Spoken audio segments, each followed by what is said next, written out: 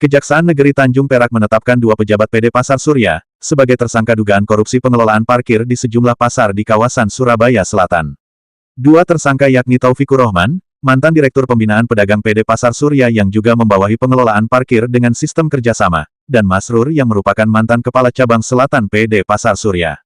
Kasus ini bermula dari penyimpangan dalam pengelolaan parkir yang berada dalam pengawasannya. Selama periode 2020 hingga 2023, hasil penyelidikan terhadap 29 orang saksi dan 2 saksi ahli mengungkap penyelewengan tersebut.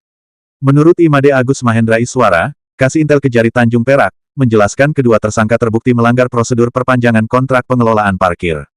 Mereka dinilai lalai dalam menjalankan tugas dan tanggung jawabnya, diantaranya tidak melakukan evaluasi kinerja pengelolaan parkir sebelum perpanjangan kontrak, yang berakibat penumpukan tunggakan pembayaran, serta temuan bukti uang parkir tak disetorkan ke kas daerah.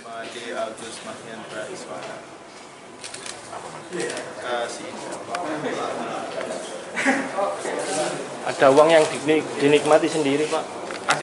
Setelah melakukan pemeriksaan terhadap 29 saksi dan 2 ahli, tim jaksa penyidik pada Kejaksaan Negeri Tanjung Perak berpendapat bahwa Saudara Taufik Rahman selaku mantan Direktur Pembinaan Perdagangan PD Pasar Surya periode tahun 2019 sampai 2023 dan Saudara Mansur selaku Kepala Cabang Selatan PD Pasar Surabaya telah melakukan perbuatan melawan hukum terkait pengelolaan perparkiran PD Pasar Surya Cabang Selatan tahun 2020 sampai dengan tahun 2023 berdasarkan alat bukti yang cukup, maka kami menetapkan 2 orang tersebut menjadi tersangka, bahwa akibat perbuatan dari para tersangka tersebut menyebabkan adanya selisih pembayaran kegiatan pengelolaan parkir PD Pasar tahun 2020 sampai dengan 2023 yang menimbulkan kerugian keuangan negara sebesar Rp722.443.762. Adapun pasal yang disangkakan oleh penyidik yaitu pasal 2 ayat 1 junto pasal 18 Undang-Undang Pemberantasan Tindak Korupsi, subsidiar pasal 3 junto pasal 18 Undang-Undang Pemberantasan Tindak Pidana Korupsi. Adapun sekarang status tersangka dilakukan penahanan di tingkat penyidikan selama 20 hari ke depan. Kan untuk PD Pasar ini terdiri dari tiga wilayah, Cabang Selatan, Timur, dan Barat. Jadi untuk perkara ini kami fokus dulu di Cabang Selatan. Nah, adapun pasar yang mencakup Cabang Selatan kurang lebih ada 17. Ya. 17 pasar ya? Pasar, kurang lebih ya. Yang dibawahi PDPS itu. J. Ada peluang untuk tersangka yang lain mungkin? Pastinya ada, kemungkinan ada.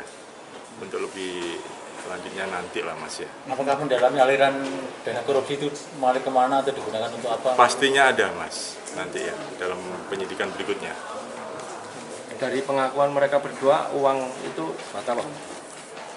Kalau setelah kami dalami hasil penyidikan, memang peruntukannya masing-masing, khususnya Kepala Cabang atas nama M, inisial M tadi. Modusnya itu di mana, Pak? Yang dilakukan para tersangka ini? Jadi untuk modusnya inisial T itu adalah mengabaikan prosedur perpanjangan. Sedangkan kalau M itu peranannya tidak menyetorkan retribusi perparkiran. Atas perbuatannya, tersangka dijerat pasal 2 junto pasal 18 Undang-Undang Tipikor, keduanya kini juga harus mendekam di Rutan Kejati Jatim.